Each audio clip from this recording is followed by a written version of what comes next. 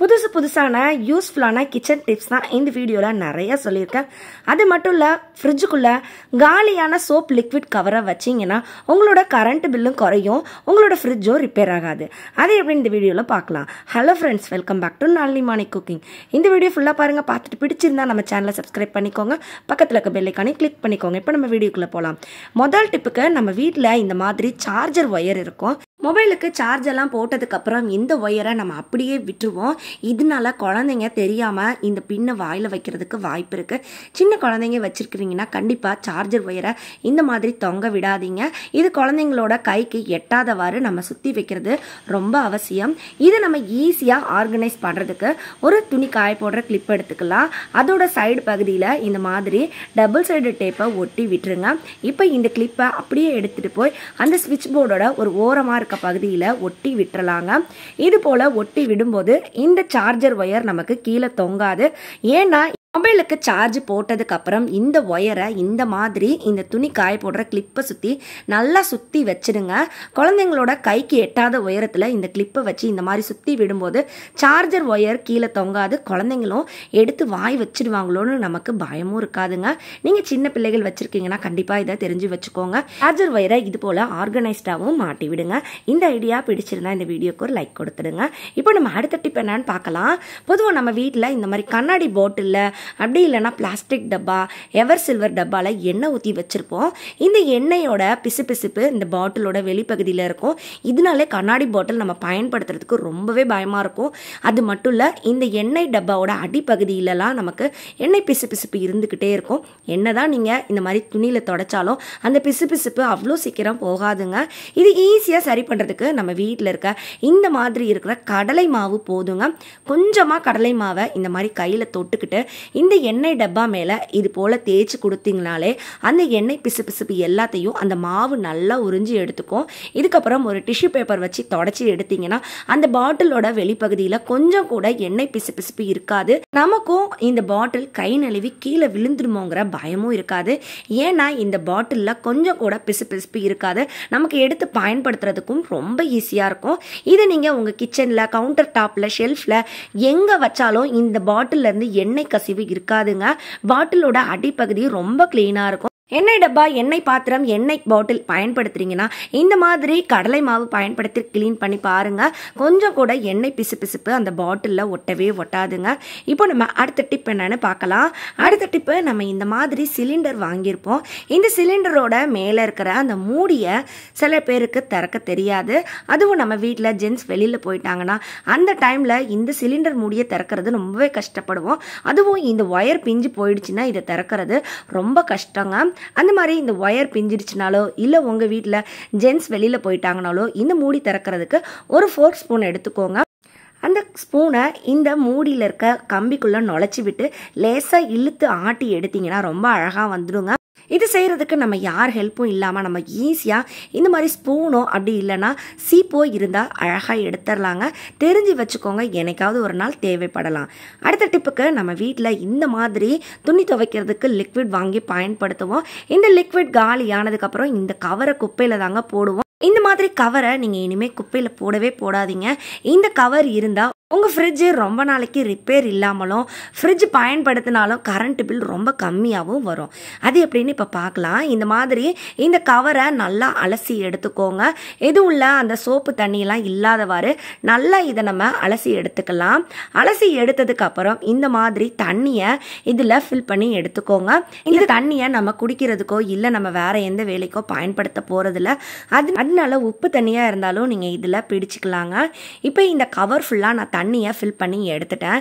இந்த கவரை அப்படியே எடுத்துகிட்டு போய் ஃப்ரீசருக்குள்ளே தான் வைக்க போகிறோம். இது உள்ளே வச்சதுக்கப்புறம் இந்த தண்ணி எல்லாமே ஐஸாக ஃபார்ம் ஆகும். அது வரையும் வெயிட் பண்ணலாம்.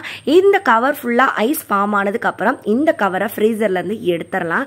எடுத்துட்டு இந்த கவரை அப்படியே எடுத்து ஃப்ரிட்ஜோட உள்பகுதியில் வைக்க போகிறோங்க.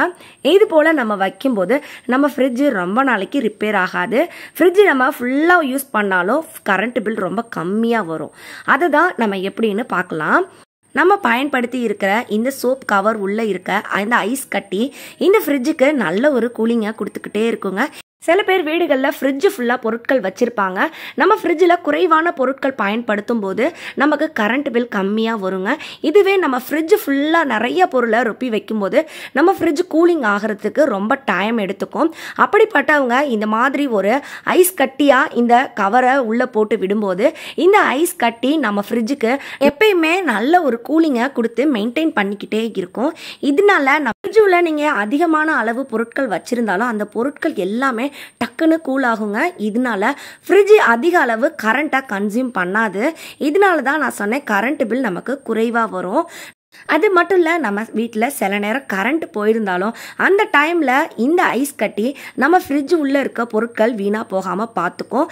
இந்த ஐஸ் கட்டியோட கூலிங் இந்த பொருட்கள் எல்லா மேலேயும் பட்டுக்கிட்டே இருக்கும்.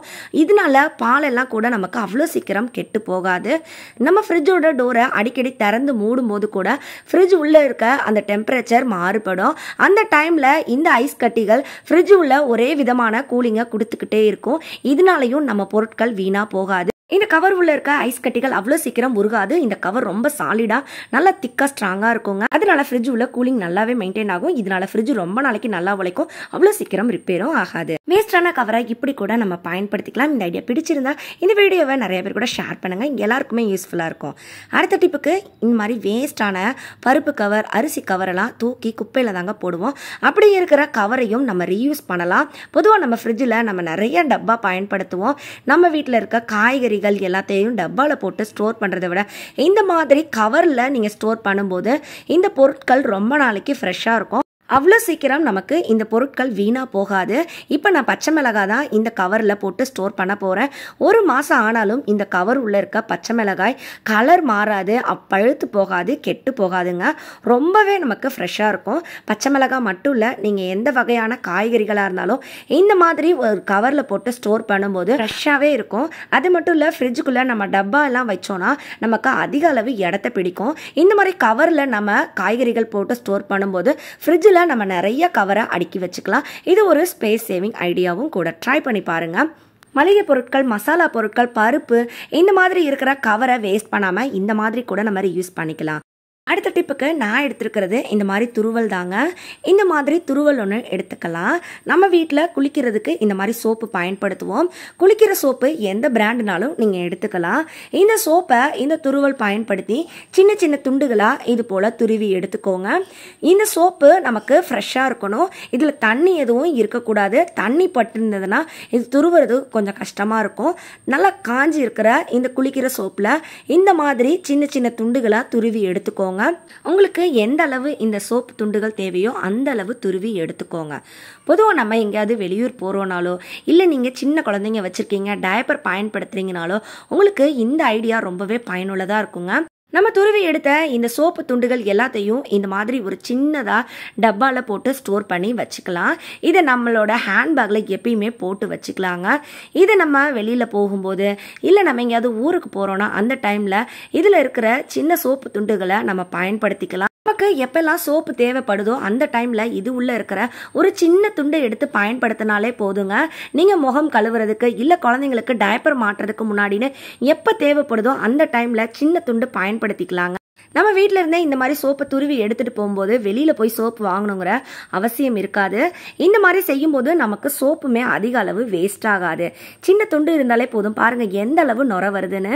இதையும் நீங்கள் ட்ரை பண்ணி பாருங்கள். நான் சொன்ன டிப்பில் உங்களுக்கு எந்த டிப் பிடிச்சிருந்ததுன்னு கமெண்ட்டில் சொல்லுங்கள். இந்த வீடியோ பிடிச்சிருந்தா லைக் பண்ணி ஷேர் பண்ணி நம்ம சேனலையும் சப்ஸ்கிரைப் பண்ணிக்கோங்க. நான் மறுபடியும் உங்களை அடுத்த ஒரு சூப்பரான வீடியோவில் சந்திக்கிறேன்.